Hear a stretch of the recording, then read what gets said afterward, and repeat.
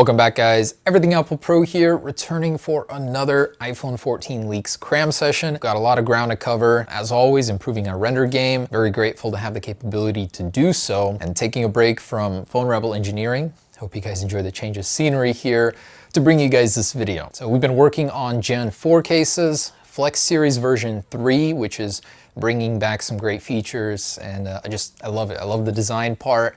I'm very grateful that Everything Apple Pro could lead to this company, and hopefully we design some cool stuff going forward. Anyways, let's get to that video. So the iPhone 14 lineup has leaked in its entirety, the entire CAD lineup, which we've printed, and it doesn't appear that much has changed at first glance. As Franz puts it from Tesla, the chief design engineer, there's really not much to look forward to, although I kind of disagree with that. On closer glance, I mean, for the people that care about the details, there is a bit, a little bit. The dual hole punch is now absolutely confirmed, so it's happening on the Pro models. The right little circle, individual circle, is going to be a camera. Left side, Face ID components. Apple had to cram a lot here. The speaker, the earpiece is now even sleeker, up higher. So Apple's slowly making their way to the top for a bezel-less, completely screen design, which is supposedly happening in 2024, according to Ming-Chi Kuo.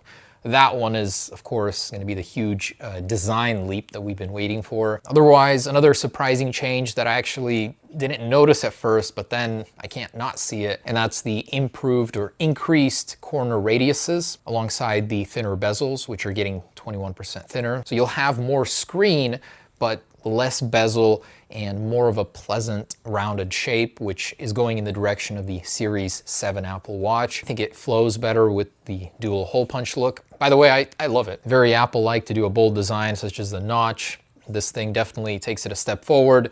You don't gain much screen estate with it, but it's unique. It's something different. I am happy to say that Prosser's iPhone 14 leak with the 4S inspired design isn't happening. I did think it was a little ridiculous that Apple would be bringing back the dinky little 4 and 4S buttons, cramming the camera into the very corner, making it as flat as possible.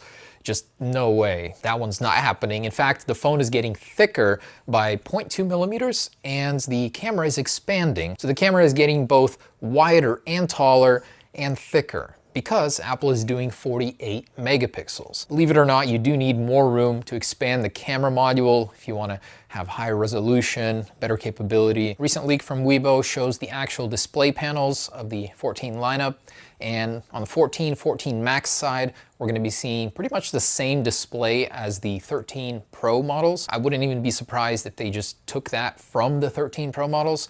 But apparently we're not going to be seeing 120 hertz on the lower end models. Other sources say that we will, so that remains to be seen, but dual hole punch is exclusive to the 14 Pro models. And molds used to produce cases give us a better perspective of just how big that lens is getting. 1.92 millimeters taller and 1.72 millimeters wider. So less of a square shape. Apple's now going back to the rectangular look on the lenses, and the individual camera lenses now protrude higher from the rear glass by 0.77 millimeters. So the camera is getting bigger in every single way to accommodate for 48 megapixels, 8K recording. By the way, those are exclusive to the 14 Pro lineup. And the actual wide angle sensor, the primary camera lens, will be expanding by 21%. Overall, 57% larger versus the 13 Pro and Pro Max models. So Apple's making a considerable upgrade to the camera.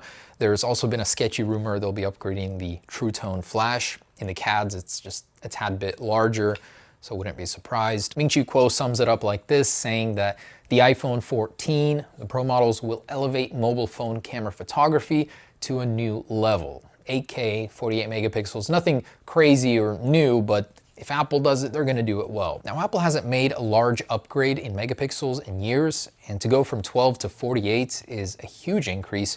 And to do that, Apple's using pixel binning. So individual pixel sizes are getting smaller by 0.68 microns, but there will be more of them, and Apple will combine them to make 1 pixel. It's arguably a worse solution for nighttime photography, so we'll see how Apple compensates for the traditionally lower low light performance using pixel binning. And Apple will be changing the aspect ratio to 20:9 from 19 to 5:9, partly due to the more rounded corners. Now, Ross Young claims that the dual hole punch is likely expanding to the 15 and 15 Max in 2023.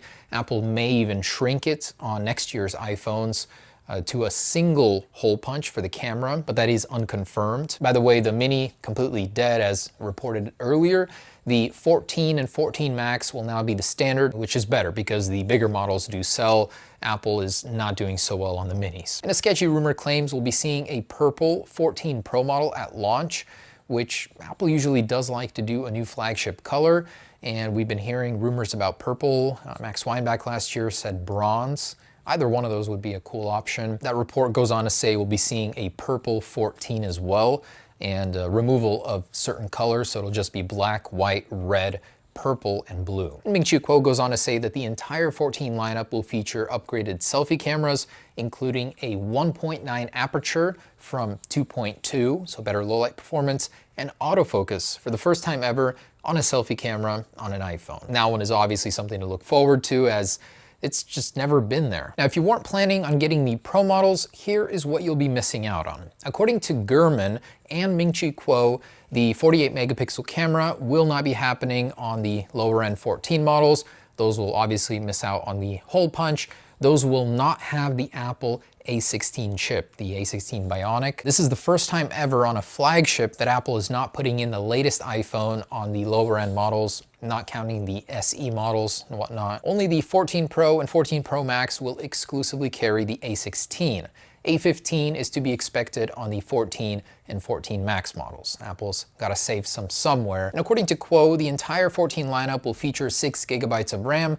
The lower end 14 and 14 Max will feature slower LPDDR5X RAM, whereas the 14 Pros will have LPDDR6. So a bigger chasm in performance between the lower end and high end models. Also, we've heard about the 2 terabyte upgrade Apple will be offering on the Pro models. Still supposedly will happen. And previously reported for the 13s, Gurman is now saying that Apple may have their satellite communication feature ready for the iPhone 14s. This would enable emergency communication, emergency texts, definitely not so much as straight up communication via satellites. And according to Mark Gurman, the 14 Max will cost $200 less than the current iPhone 13 Pro Max, which I calculated to $900 versus $1,100. Apple is very likely going to be increasing their prices across the board. The first hints of this came from TSMC, who started raising their chip prices. They're usually slow to do so, but the chip shortage eventually caught up with them. It's not likely to abate anytime soon, so yeah, Apple will be upgrading the prices on the 14 lineup, very likely. And Taiwanese Economic Daily News reports that battery life will be getting better thanks to an upgraded Qualcomm processor using a new 6nm process. It's their first official 10 gigahertz modem. It's more efficient, takes up less space in the iPhone. I mean, likely the last one before Apple switches to in-house modems. Qualcomm did just announce their new Q70 modem, which is an even further improvement in efficiency and bandwidth speeds. Although Apple is looking into and of course actively testing their own in-house modems, which are expected to happen either in 2023 or 2024. Now, the A16 Bionic, to be used on the 14 Pros this year, is expected to use a 4nm process, which will be a first for Apple, and then 3nm in 2023, which is expected to be debuted on an iPad first. It just blows my mind. The first iPhone was 90 nanometers, and within 14 years, we're at 3. And in 2024, TSMC is promising they'll start 2nm production with full scale happening in 2025. That's wild. And Kuo reports Apple will finally begin using gallium nitride on their new 30-watt charger for the iPhone 14s. It'll be a smaller version, more capable of the current charger. And the Elec reports that periscope zoom still on track for 2023. Apple has found a supplier. We will soon be able to zoom in and take pictures of the moon like Samsung owners instead of watching in envy. The Elec also claims that the 15 Pro in 2023 will be the first to feature an under-the-screen Face ID system with just a single camera for the selfie camera in the center.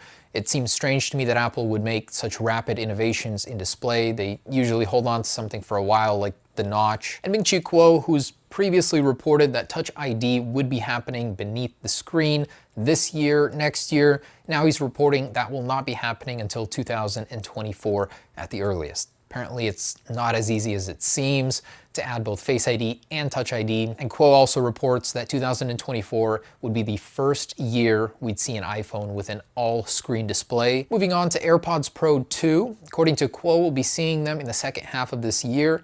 From what we've heard earlier from Gurman, they were a very ambitious design without a stem, just too ambitious. It took a lot for Apple to make the design possible. There will be a huge upgrade in terms of chip capability, the speed, bandwidth, very likely, battery life, and supposedly health sensors built in. All right, guys, that's the latest. Thank you for supporting Phone Rebel. We try to produce the best iPhone cases. If you guys want to grab one, link down below at Phone Rebel. And thanks for watching, guys. I'll see you on the next one. Peace.